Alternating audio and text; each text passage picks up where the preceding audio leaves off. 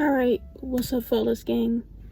To a lot of you guys who follow me on social media, you know what this video is. And a lot of you who don't follow me on social media, I'm going to stress this a lot throughout this video. Follow me on social media.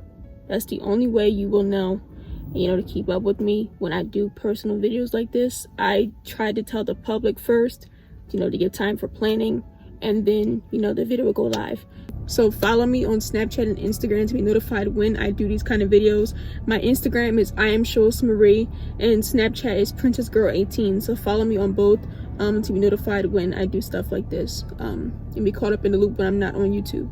So if you have me on social media, you guys know what this video is. This will be the story time of how my twin sister died at the age of 7.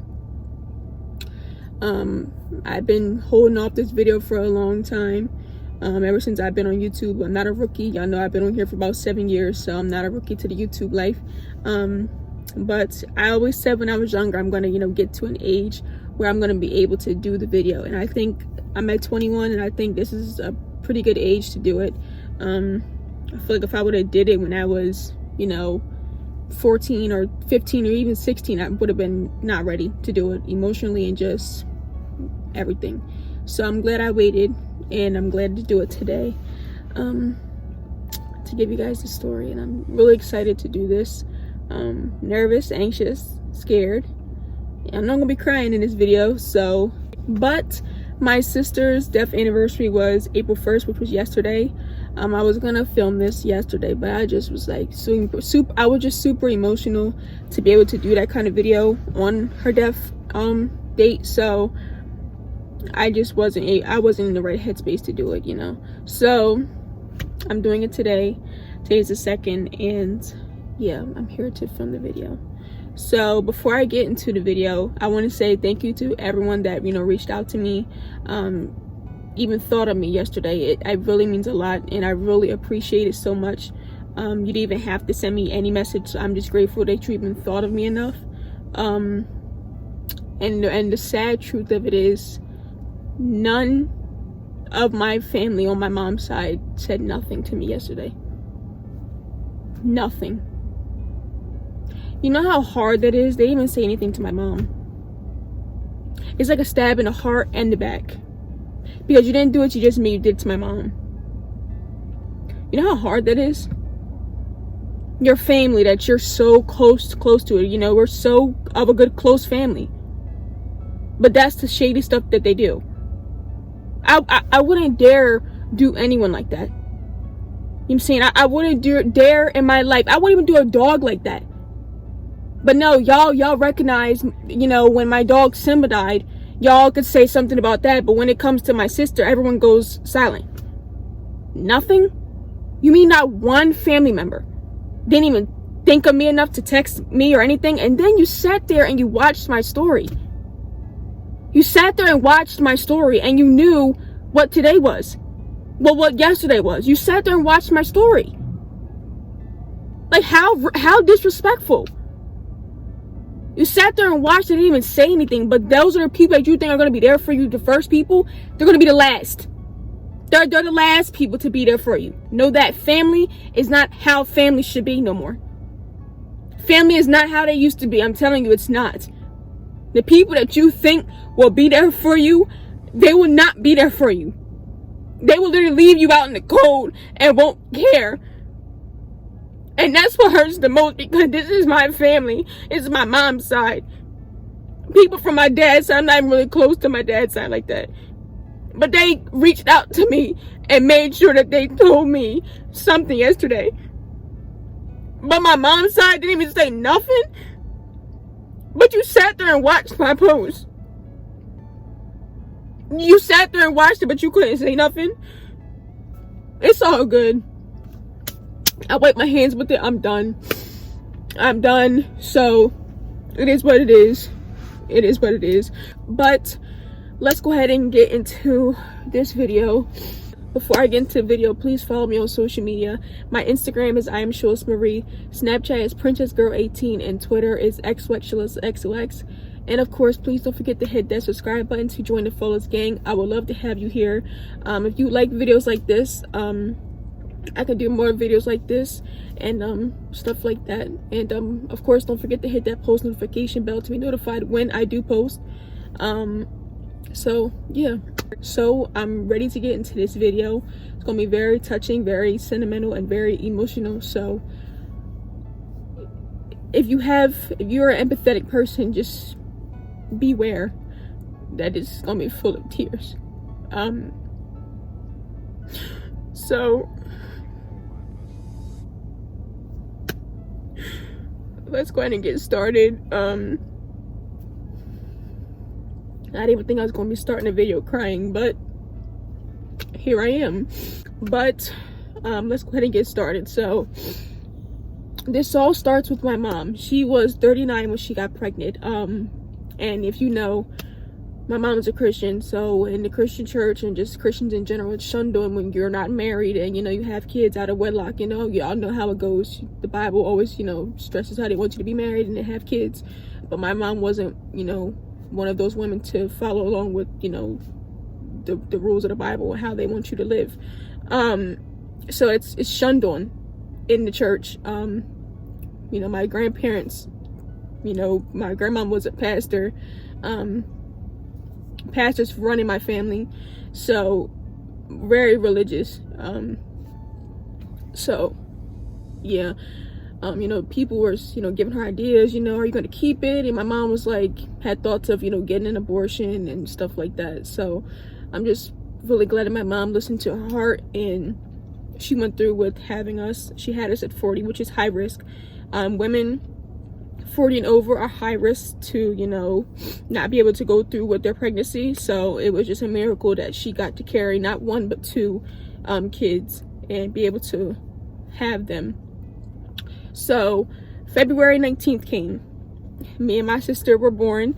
We were born C-section. I was baby A here, and my sister was baby B. So my mom heard me cry, but she didn't hear my sister cry. So automatically she went in defense mode. Mama Bear Claws came out. She was like, what's going on? And she got really like concerned about why she couldn't hear the other baby cry. And anybody in their rightful mind, you're gonna be like, what's wrong? Like, why don't I hear both babies cry? Because, you know, when babies come out, you know, they're introduced to oxygen in the world, so they're crying, and, you know, it's just an instant, you know, response to being born into the world. So my sister didn't cry, but she heard me. So the doctors had gave me to my mom. You know, she held me and stuff like that, but my dad was trying to keep my mom calm, like, you know, it's okay, they're working on her, it's fine, you know, don't worry about it. So I believe that same night, I was born, I think 5 pounds like 4 ounces, and I think my sister was like 5 pounds 1 ounce or something like that, but her weight had dropped. So when your weight drops, automatically you're going to get sent to the NICU so that they can, you know, monitor your levels and, you know, get your weight up so that you can, you know, eventually go home, because babies under a certain weight are not allowed to leave the home. You know, you have to, allowed to leave the NICU, you have to get your weight up to a certain standard to be able to go home. So, you know, instantly they set my sister and they was working on her and stuff, and she had to be transferred to a different hospital, which is called Bryn Mawr.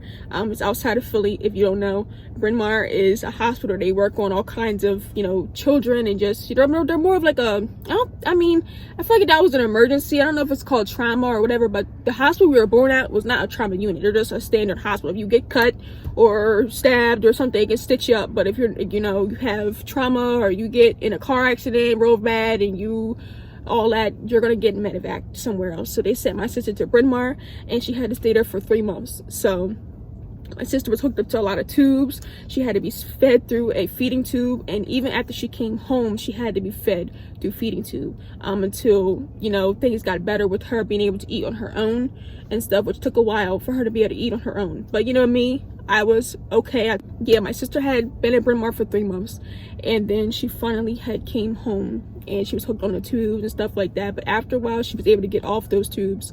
Took a long time for her to get off those tubes and being able to eat normally. There was very few foods she used to eat. Like, her favorite foods were like American cheese and Cheetos. So she was very selective with the things that she ate. And also, my sister was diagnosed with Turner syndrome, and Turner syndrome happens in women. And there's certain features you could find in a woman that has Turner syndrome that you can point out that they have that disorder. Like for instance, my sister, my neck, you can tell my neck is pretty normal. It's like slender, not really, you know, super wide. But when you have Turner syndrome, they have a wider neck, and it's like webbed. It kind of looks like a web neck. They're very short, short statured women. They're around like 4 foot, maybe like 4'8", something like that. So they're like very short. They're not really prone to have kids. I don't think they have a period, so she would have been able to have children naturally. It's not really common for women with Turner syndrome to have children. So and their life expectancy isn't very long. Lifespan isn't very long. So that was another thing. My sister had Turner syndrome. I don't have that trait. I was tested at the hospital. You know, they run tests on you to see if, you know, I carried a chromosome. I don't have that trait. She had one less chromosome, you know, from science. As life went on, as we were, you know, toddlers, you know, life was always fun. Like my sister, like she was just always she's like an old lady in a small little girl body. She's like 4 or 5, and she's like an old lady. Like she didn't play about me. Her sissy, she didn't play about me, and she told anybody off. She let you have it. She didn't care. No, you weren't sitting on the porch. No, you weren't sitting on her car, on my mom's car. No, you weren't coming inside. And no, she don't want to hang out. Like my sister was like really like a bull, like straightforward, and told you whatever it was and don't care who you are. So she was like always like, she thought she was the big sister and I'm the big sister. She's the little sister, but she was so protective of me. It's insane. Like that's one thing. Her spirit was just so like youthful and just vivid. Like she just had such a beautiful, pure heart of gold. Like that little girl was just such pure joy, and like for her life to be taken so short, it's just like I can't even like fathom. I can't even like come to like think of something like that. 7 years old and you're just that's your life. 7 years old. It's just like how do you even function with that? Like that's a child, 7 years old, and their life is just cut short. Honestly, I can't. Around the age when we had to starting school, my sister, you know, with her having Turner syndrome, she, you know, she was a little more delayed than the normal kids, so she had to have early intervention. So she had to have people come in and help her. There was a super sweet lady. I won't ever forget her. You know, she'd help her learn how to like sit up, turn over, you know, learn different skills, her numbers, ABCs, creating little sentences and stuff like that. So, you know, early intervention was something that really helped her, and I feel like if she didn't have early intervention, she wouldn't have been as smart as she was, like, you know, learned as much as she did. She learned how, you know, to sit up, and, you know, because normally, like, she would always like slouch back in the seat. But, you know, with the lady that she, you know, had early intervention with, she told her like how to sit up and stuff like that to fix her posture. So it was always so good to have her, you know, doing an early intervention. But me, I believe I had went to like a different, like kind of like a pre-K counts thing, like a school before you go to kindergarten. So there was this building I used to go to, whatever. I can't remember. I really don't remember that phase of life. But, you know, my mom sent me somewhere to, you know, learn different little skills and stuff like that as a kid before you start middle school. So fast forwarding to when we're starting kindergarten, starting school. So we always matched. My favorite color is pink. As you guys see, I'm wearing pink. And my sister's favorite color is purple. So we used to always match. Christmases, we always used to get similar things. Like, I got a pink coat, she got a purple coat. If I got a pink bike, she got a purple bike. If, you know, we got toys and they were like pink themed, she would get my sister purple themed toys. So we always matched clothes and stuff. Like, my mom always matched us and dressed us so cute. So I always loved the holidays and just dressing me. She always dressed us so cute, and we used to always match and stuff. So kindergarten, of course, we dressed the same, duh. So we wore these super cute Cinderella dresses. I remember they were like blue, and y'all already know, only the bad girls had the Reeboks and the Keds though. Like, if you didn't have Reeboks and Keds, you really wasn't stepping like at all. Like, the Reeboks was really it. Like, what? The black and the white ones, stop playing. They really was it. Like, the Reeboks was it, bro. So my sister didn't like the white ones. It's because she didn't like the white. So I got the white Reeboks and she got the black ones. Whatever. So we wore our little outfits, Cinderella outfits, and the sneakers, and we went to school. We had different classes. So I had my teacher, Miss Anderson. I love her to death. She's my favorite teacher of all time. And my sister, she had a different teacher. She had Miss Mann, and that's, oh, I love that lady so much. She was just so gentle and sweet with my sister. Even knowing her condition and stuff like that, she treated her just as if she was just any normal kid. She didn't make her feel left out or anything like that. She just taught her so much, and I love that lady, like I do. It was so sentimental to me being able to see her teacher one last time. I haven't seen her since I was in kindergarten. I saw her when I graduated 2019, and she actually retired from teaching there, which was so sentimental to me that she retired the year that I graduated, and I got to see her one last time. Because if, you know, my sister would have lived longer, she would have graduated with me, and she would have got to see Larissa graduate with me. So it was just such a sentimental, touching moment that I got to see her one last time. But yes, kindergarten. So kindergarten was just, you know, kindergarten. I mean, I had my own class, she had her class, you know, and we used to go home and do it all again tomorrow. So this day, I'll never forget this day. This is where it gets really sad. So we used to go to this daycare after school, and my mom works like 30 minutes away, and my dad, you know, worked pretty much in the area. He could always get to us quicker than my mom. She lives like, I mean, she works 30 minutes away, so if anything happened, like an emergency, my dad would come. So we used to go to this daycare that was literally down the street from where the school was, literally up the street. And we used to, you know, huddle up at the end of the day. All the kids that went to the daycare, we used to all get together, and we used to all walk down together down this hill, and we used to, you know, have fun and stuff. It was always so fun there. I loved that daycare ever since I was younger. It was always just a great environment and stuff. But one day, we were about to walk to the daycare, and, you know, Larissa was saying like, I'm tired, I'm tired, and she looked like really like she was gonna faint or something, and I was like, it's okay, sissy, it's okay, I got you. I was holding her hand, and we were walking down the pavement.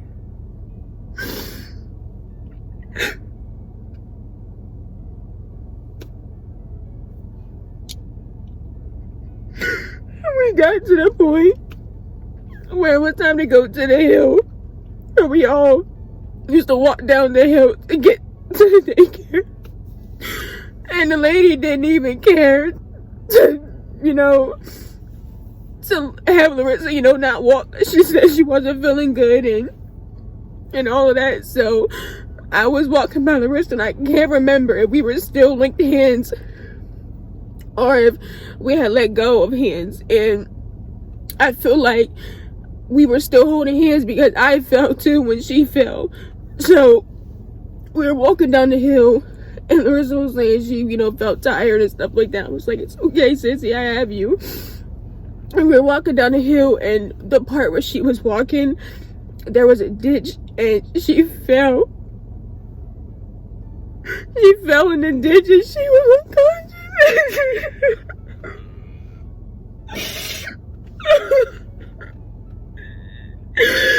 She didn't wake up, she wasn't moving.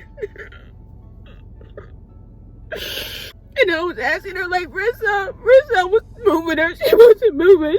And the lady had ran over to see if Larissa was okay.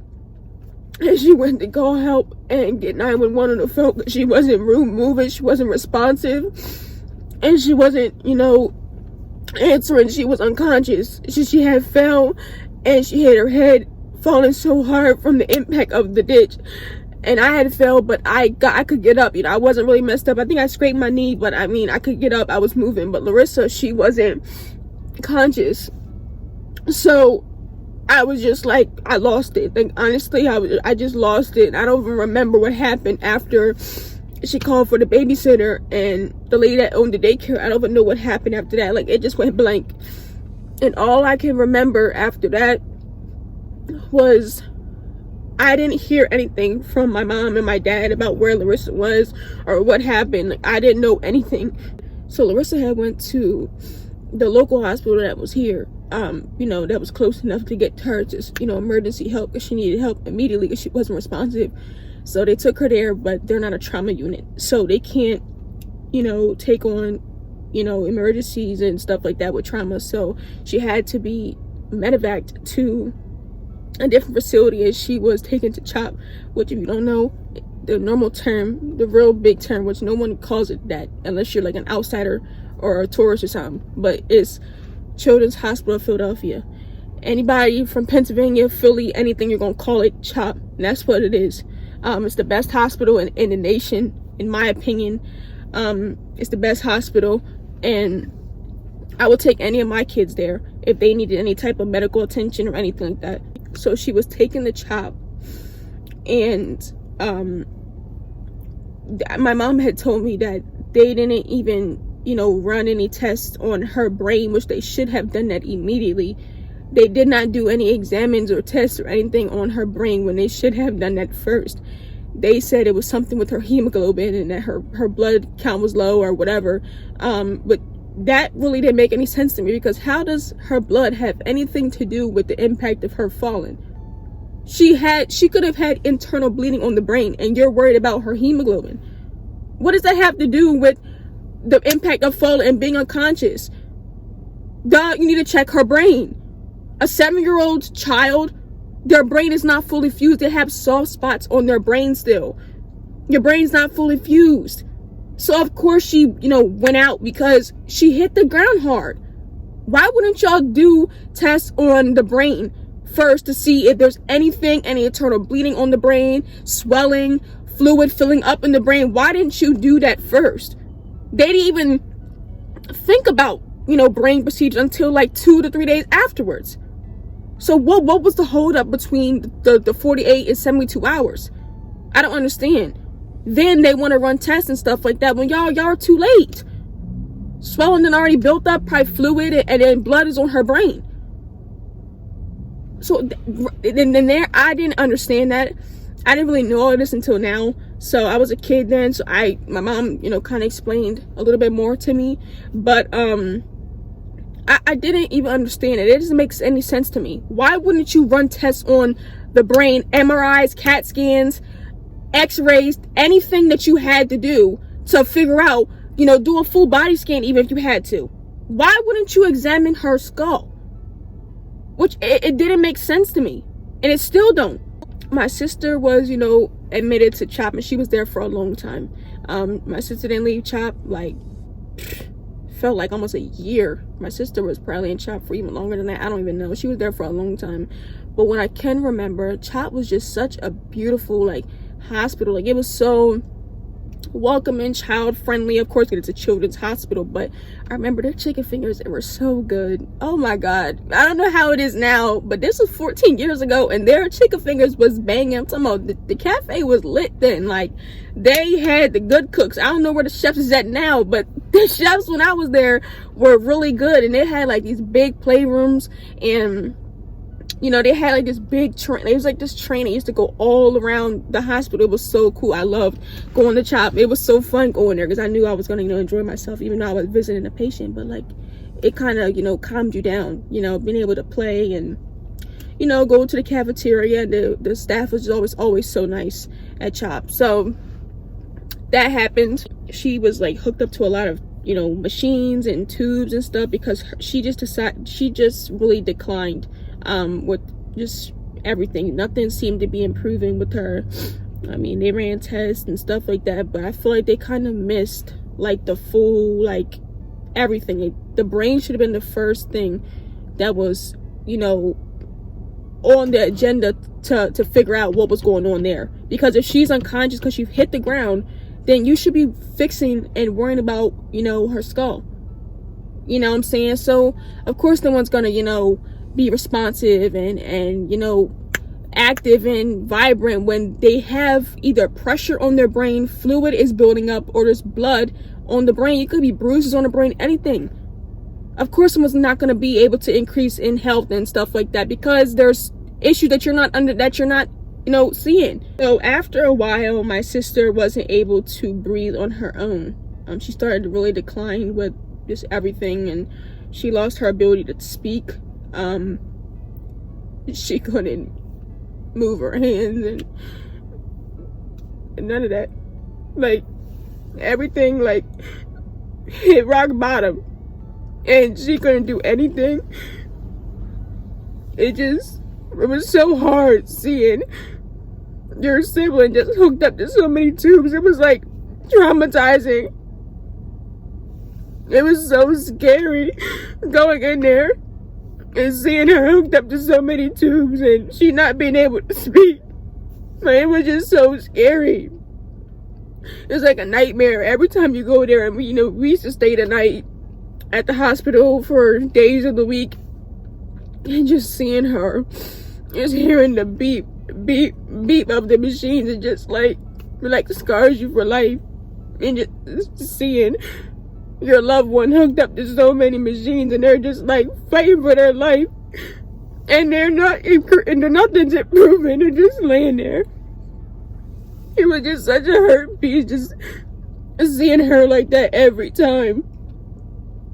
It hurt so bad. I couldn't do nothing about it. I couldn't trade places. I couldn't do anything to make it better. I just had to be there for my sister. That's one thing. Hearing is the number one sense that is so powerful, because a person could be in a coma, they could be in, whatever, they could be hooked up on life support, but if they can hear you, they'll move their fingers, or they'll blink their eyes, and you tell them, if they sense and hear you, and they're saying, I used to say, Larissa, it's me, it's Sissy, I'm here. And I was like, blink your eyes and you can see me and you can hear me. And she used to blink her eyes and move her hands and her toes and stuff. Or, she used to move her head certain ways. You ask her, or tell her that you're here. And she used to sense me and my mom's presence and my dad's all the time. And it was just so powerful and touching that even though you're not able to fully speak and to fully, move your limbs and stuff, you can still sense and feel your family, and they can hear you. Even though, they can't physically move, they can hear you. And that's one of the most precious things, that someone can still hear you, your presence, even though they can't respond to you. I think it's so precious. But I do remember, Chop used to have all kinds of, special visitors. I remember the Philly Flyers used to come in, the different players with their jerseys and their helmets and stuff, and they used to visit the patients. The Eagles, they came and visited some of the patients. I remember they had some, Sesame Street, they used to have some of the cast members in their costumes visit the different patients. And I remember, I forget her name, but the fairy, the little fairy, and she came, and Big Bird and Grover, the blue one, and yeah, I can't remember anyone else, but I know the fairy came for sure. And I think they had Elmo come one time, but he came by himself. So it was just so sweet. And Chop always made it like their mission to just put a smile on the family's face. And even though the patients might not have all been able to respond and stuff like that, they always made it such a special moment for the families, even though they were grieving their children on either life support or whatever it was. They always made your time there made it a little bit better. But then at this point, she was just suffering on life support. They put her on life support for a while, and she wasn't able to breathe on her own, and the only reason how she was breathing was from the machine. So after a while, it's just like they're just suffering on the machine. They can't be on there for the rest of their life. So eventually you're gonna have to say goodbye and part ways. So my mom and dad decided to, you know, plan a day or month that they were gonna, you know, pull the plug for Larissa. The number one thing that hurts the most out of this whole experience of just, you know, my sister's death and all that, and just everything, you know, with CHOP and back and forth to hospitals and all that, it's just I never got to say goodbye. I never got to say goodbye. And that's something I'll take to the grave. It's a pain I'll feel for the rest of my life. I never got to say goodbye. I never got to say I love you. I never got to hold her, lay with her, nothing.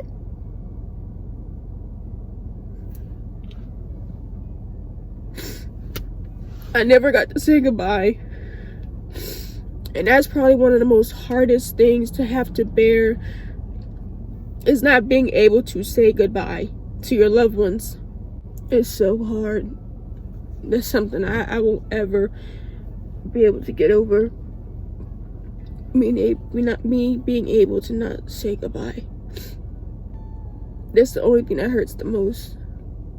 Her death in a whole, just, you know, it was just such a hurt piece, but not being able to say goodbye is what makes it worse. I didn't even get that opportunity. So April came, and my parents decided to take her off life support. They just said enough was enough. No more suffering, and no more. They didn't want to see her on the machine like that no more. And they pulled the plug, and that was it. That was it. And honestly, you just don't know.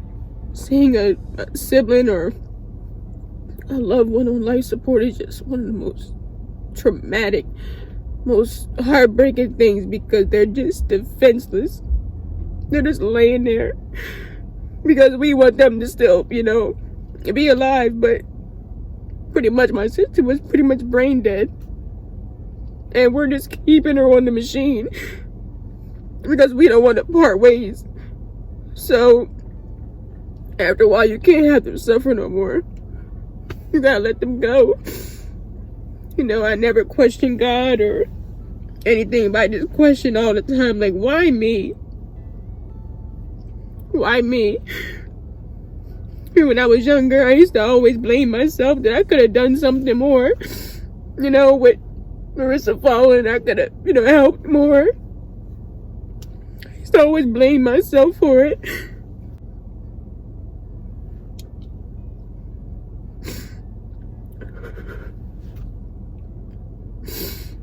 Oh my God. This is just so traumatic. It's just so sad. It's so sad. And yeah, her funeral happened a little while after April, and a couple weeks during that month we laid her to rest. Her casket was so little, it just was just so sad. You know, any child dying is just so sad, whether it's at birth or, you know, even 3, 4, sometimes 3 to 4 months. Like, it's just so sad when a child dies. You know, it's traumatic and sad when, like, any family member dies, but a child, oh my God, it's like a different type of hurt. It's like a pain, like gut-wrenching, honestly.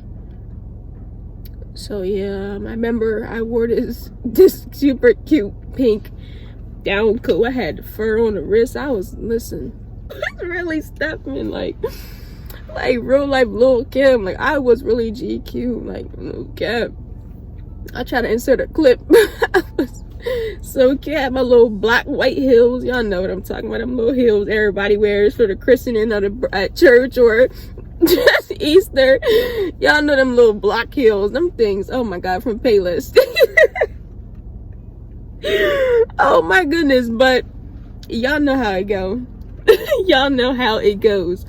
But yeah, I remember at her funeral, these two songs, they will always just make you break down, whether it's just, you know, you're at church or even if it's a funeral. Like Melodies from Heaven by Kurt Franklin and I think like others, I don't know who the people were in the song, but and then Open the Floodgates was another song. They're both just so touching, like they just make you break down. But those two songs I will never forget. But that is the story of how my twin sister died at 7. That's the story. Oh god, it's like, feels like bricks were like lifted off my shoulder, being able to share this with you guys. And I can't wait to add this to my documentary on YouTube. All my videos as a kid and even growing up in my 20s, this is all documented. This will be my documentary in video form. I can show my kids this, you know, when I get older, in my 40s, 50s, I'll be able to reflect on my youth. And I'm grateful for YouTube. I'm grateful for the opportunity to be able to broadcast my life and being able to have these footage for a lifetime. And it's so surreal. And I can't wait to add this one to the collection of other videos. But yes, that's the video, and that's the full explanation and rundown of how my sister died at age 7. So I hope you guys enjoyed the video. Sorry if I made a lot of you guys cry. I'm so sorry. It's very traumatic. I mean, how can you avoid crying? If you're an empathetic person, you're gonna cry. I thank all of you guys I thank you guys in advance for all your, beautiful comments. Let's flood the comments with purple hearts from my sister. It's her favorite color. So let's flood the comments with purple hearts. And I can't wait to reply to you guys in the comments and all your sweet messages. Thank you so much in advance. I really appreciate you guys. I appreciate all the love and support over the years. And even now, still. We're on a journey to grow this channel, and I can't wait to see the growth that I have with this channel, being able to tell you guys more about my life and different stories. I have a lot to tell you guys. So I want to hold the camera because I feel like I am just, oh my god, my Pisces self crying. But I appreciate you all so much. So I hope you guys enjoyed the video. If you did, give it a big thumbs up. Let me know in the comments what you think. I can't wait to reply to you guys all in the comments. Thank you so much for all your sweet words. As always, please follow me on social media. I would love to get my account up and my followers and connect and network with you guys. I love talking to you guys. You guys are always messaging me. I'm always responding. It might take me a little while to get to you, but no message goes unread, and I love talking to you guys. So thank you so much. Follow me on everything to be notified when I do videos like this, just to keep up with me. So yeah, we're going to end it here, and please don't forget to join the Flawless Gang and hit that subscribe button to be notified when I post new uploads, and so you don't miss out on any more content. If you guys like my videos and would like to see more of me, please don't forget to subscribe before you leave this video. So I appreciate you guys so much. Thank you for all the love and support. I love you guys so much. Thank you for being there for me, even when I'm at my lowest, even when I'm up. I appreciate every single last one of y'all. All your sweet words and stuff like that. I can't wait to read you guys' comments. So with all that being said, I will catch you guys back in my next video very soon. Please don't forget to leave me requests. I'm open to requests. I need to know what you guys want to see, so I can keep these uploads rolling, and I want to only upload content you guys are going to watch. So let me know what you guys want to see, and I will get it up. So please let me know. And with all that being said, I will catch you guys back in my next video very soon. Bye everyone.